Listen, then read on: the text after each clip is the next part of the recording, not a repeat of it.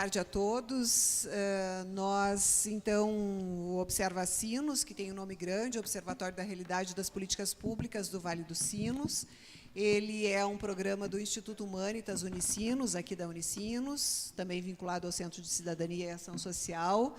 Ele compõe, então, ele se compôs desde 2007, a partir de uma demanda que tínhamos de reunir indicadores do mundo do trabalho aqui da região do Vale dos Sinos, em pleno período de movimentação, como sempre, da vida no trabalho.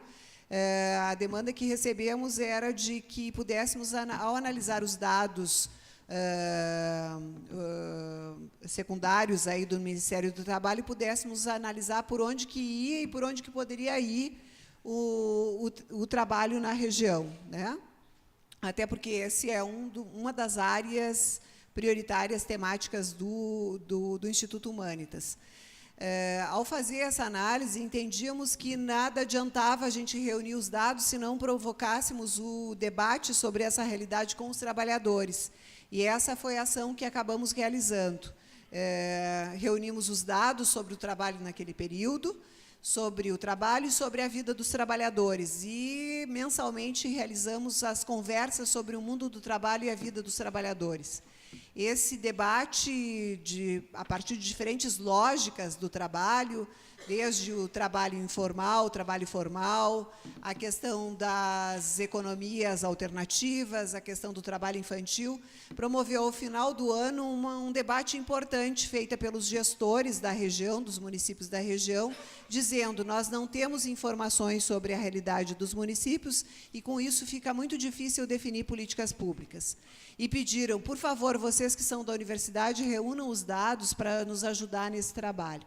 E, a partir daí, então, começamos a sistematizar os dados não só sobre o trabalho, até porque identificamos nessas rodas de conversa que trabalho tem a ver com educação, que tem a ver com a questão da territorialidade, que tem a ver com transporte urbano, enfim. Então, por isso que o observatório acabou se constituindo não como Observatório do Trabalho, mas da realidade das políticas públicas, né? E perseguimos, então, com o objetivo de reunir, né, sistematizar, publicizar os dados da região a partir de bases de dados públicas, até porque, se são públicas, seriam de todo mundo, e o que a gente constata, se não nem os gestores conseguem, muitas vezes, acessar esses dados e analisá-los, imagina a população em geral. E, a partir daí, então, assumimos o compromisso de não só reunir, sistematizar e publicizar, mas promover o debate sobre esses dados com a população, né? Elegemos a regionalização, então, daí já falando do território, a região do Vale dos Sinos, apesar das suas características de aproximação territorial em torno do Rio dos Sinos, né, que é uma referência, entendemos que nem todos os municípios, e especialmente Canoas, não têm características muito comuns da territorialidade, né?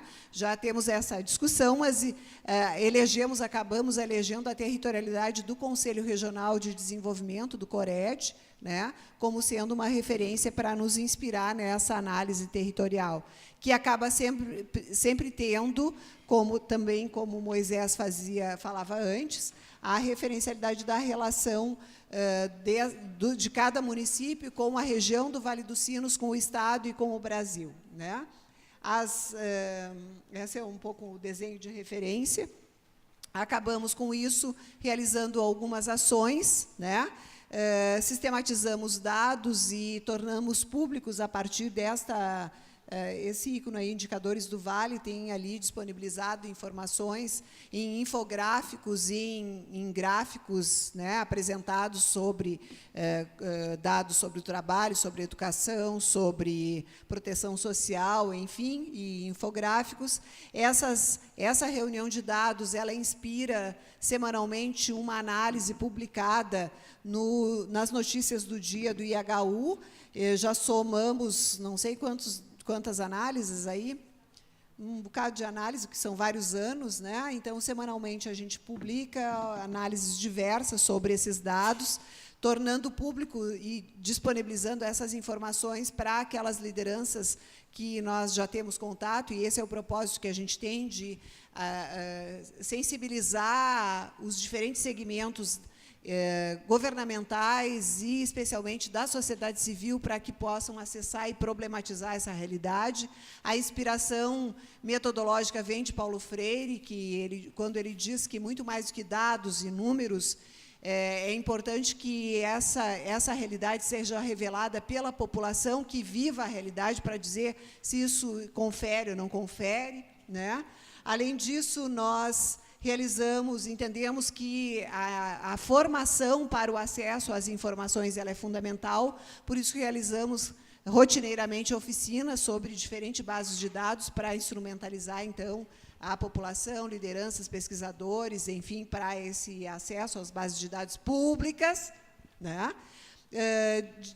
Além disso, então, entendemos que a sensibilização para o acesso, o interesse pela realidade e a problematização dessa realidade deva ser feita com todos os segmentos populacionais, também com crianças e adolescentes, e essa foi a nossa inspiração para a criação dos jogos, né?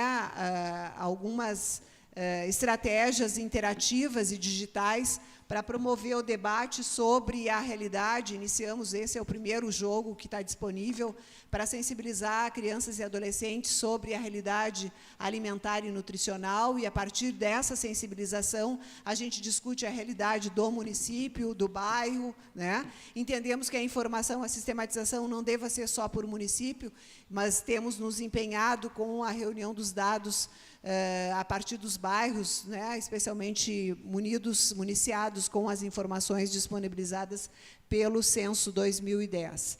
Então, esqueci de algo? Está na hora? Terminou? Então, terminou. Tá bem? Foi um prazer.